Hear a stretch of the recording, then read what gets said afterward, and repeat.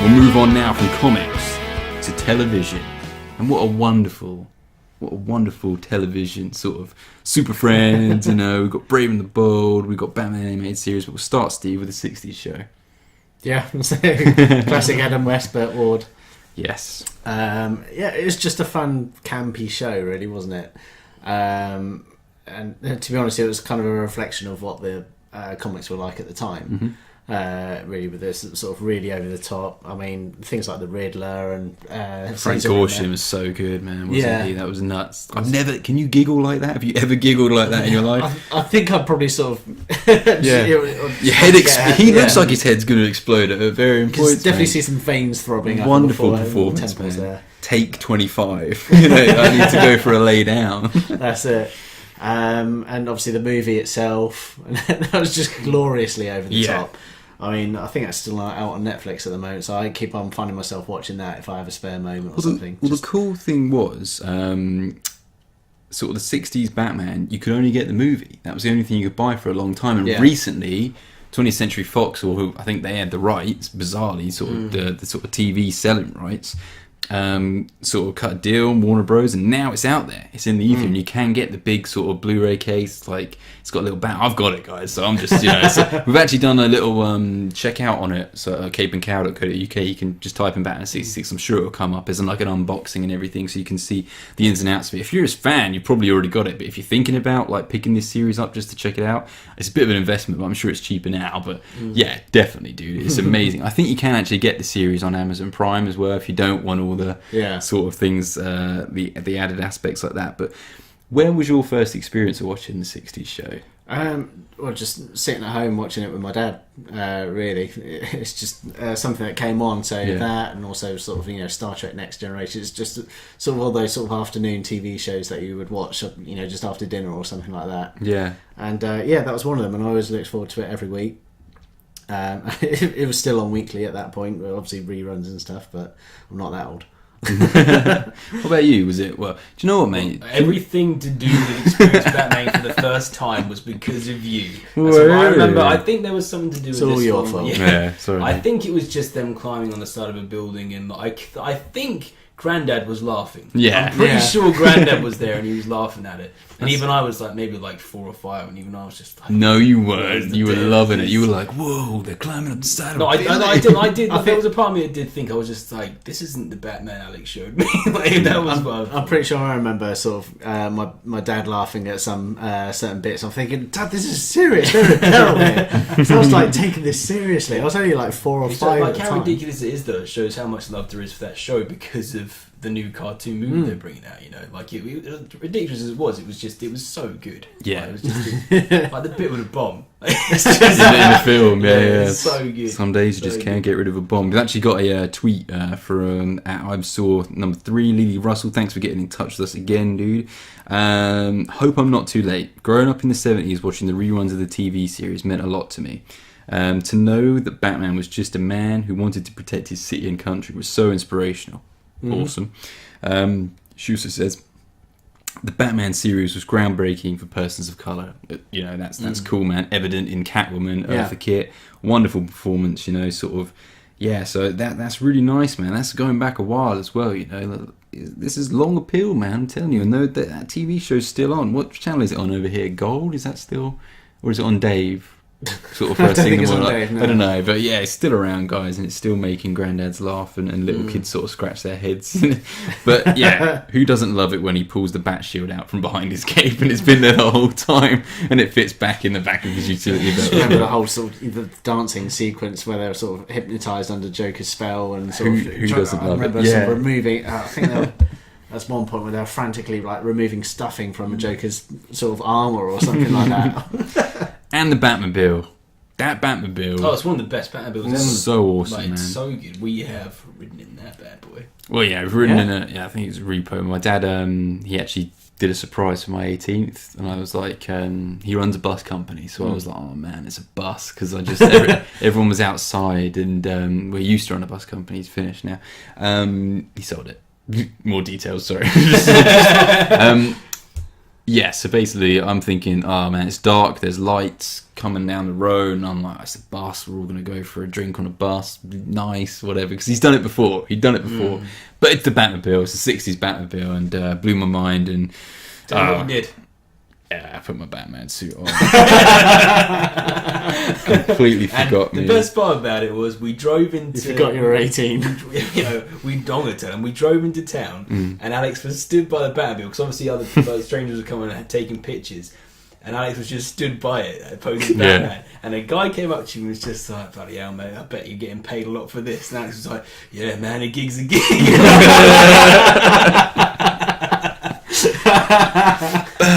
Well, I had to protect my secret identity. Didn't stop me for posing with all the pictures. Well, obviously he thought I was a professional. I obviously cut such a fine figure in the 18-year-old guy. Yeah, it's a Batmobile. I'm going to dress up as Batman.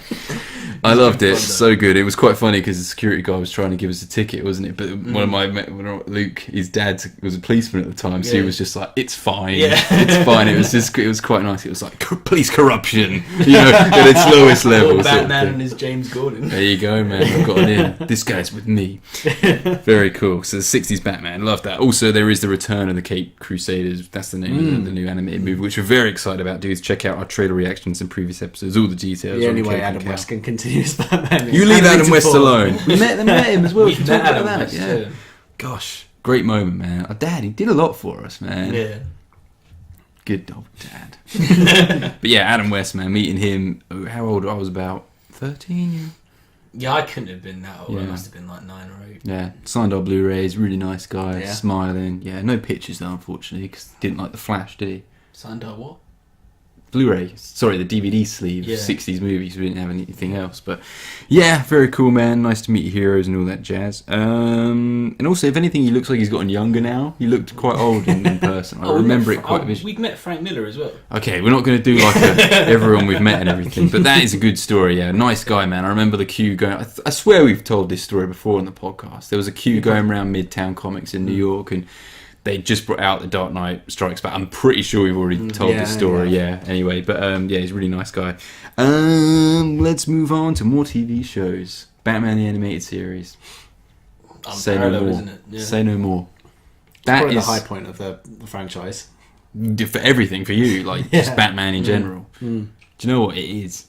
You can just go back, and there's so many. I know there's some bad episodes, but even the bad ones aren't that bad. And it's just, it went on for so long, and you can look at the Batman animated series, seasons 1, 2, and 3, then the new adventures that came out when they changed the animation style. Some people view those as sort of separate, but then you got Justice League, Justice League Unlimited, and then Batman Beyond. You've got a very definitive timeline of Batman's life, and I love it when they do that. I love it when creators get the freedom to move out of that comic continuity where everything's got to happen. They stay like, Maggie Simpson's never going to see her second birthday or anything like that. Batman will evolve and continue, and we saw it on screen in animation for a kids show. And it was so adult and so serious, and well, that's what got me into Batman. It was a big platform for DC animated films as well. Yeah. They've never looked back with their animation in terms of quality. They've had side projects and different takes and things like that, but there's one area that DC have always been very consistent and impressive with. It's their animation. For a good nearly 30 years now, sort of, it's been impossible and unparalleled. And even if you go back to the old sort of Superman cartoons from the 40s, those really old school ones, those are amazing. And then they had their Super Friends sort of mess around, but then they really got their heads screwed on with the 90s. Does anyone have any sort of lasting memories of the animated series? Any sort of favourite episodes?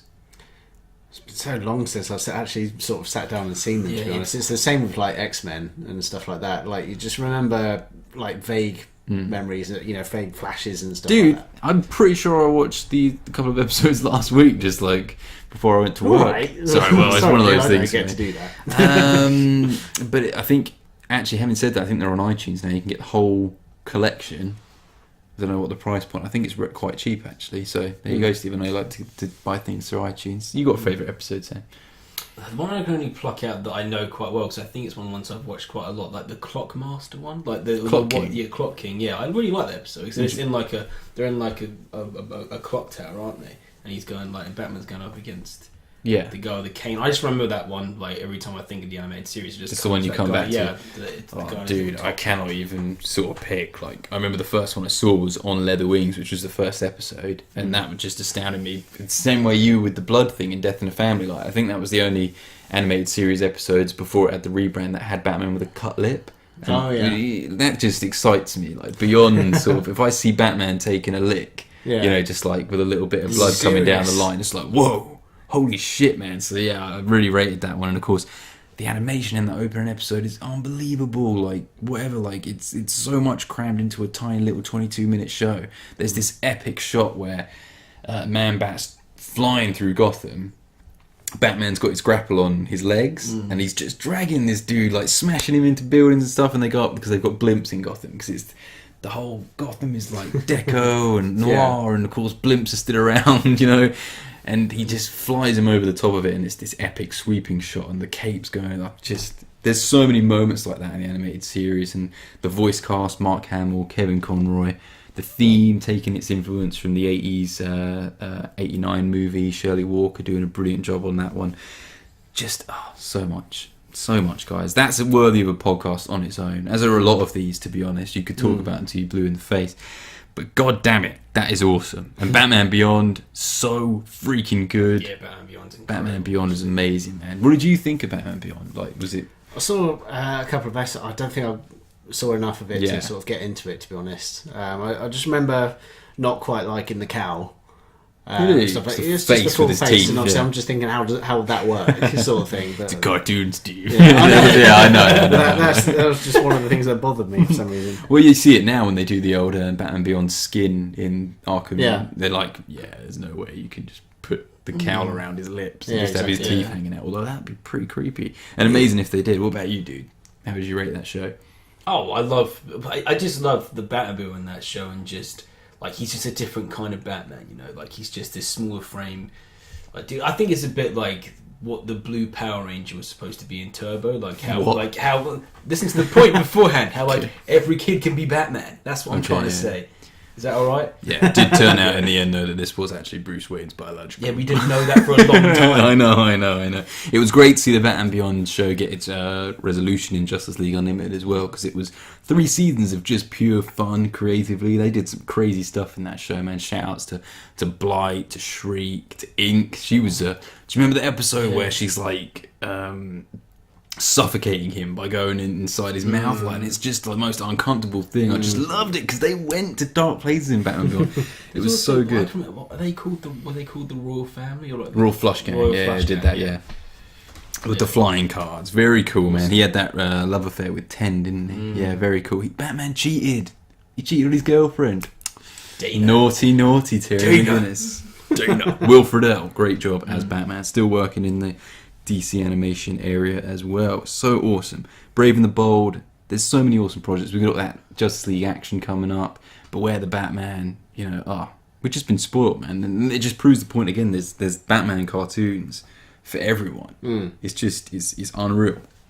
And of course, DC animated movies. Holy heck, man. You just can't stop with this. There's so many good ones, you know. We'll talk about Mask of the Phantasm in with the movies later on, guys, because it is up there. And it came out in the theatre, so definitely 110%. But out of those sort of crop of the new DC animated movies, there's been quite a few good solo Batman ones. We've had a lot of people getting in touch to say Under the Red Hood. Yeah. That was one of their favourites, so... That'd be one that I'd name, yeah. Yeah, what about you? You got a favourite of the new sort of crop? I like Under the Red Hood, to be fair. It is. I was surprised by how much it came up, which I shouldn't have been, but it's just how well remembered it is, of course. Jensen Ackles as Jason Todd, great performance, and good performance from the Joker as well in that one. You know, I think it was... It wasn't Mark Hamill. That wasn't Mark Hamill. I want to say Joe DiMaggio. You always want to say... Joe DiMaggio, hold on. Isn't he a baseball player? No, yes, he is. Oh my god, it's doing the voice of Bender. What's his name? The voice of Joe... Oh, Joseph Manganiello, whatever the hell his name is. That's Joe Manganiello. Yeah. Bender Futurama. I hang around with Ashley too long, man. But no, that one is interesting. Yeah, John DiMaggio. Sorry, Joe DiMaggio. Anyway, the guy that voiced the Joker. It's all good. Yeah. Yep, comes up in Google. On. Yep. Oh, there we go. He was first great. thing. He was awesome. Nice resolution to that.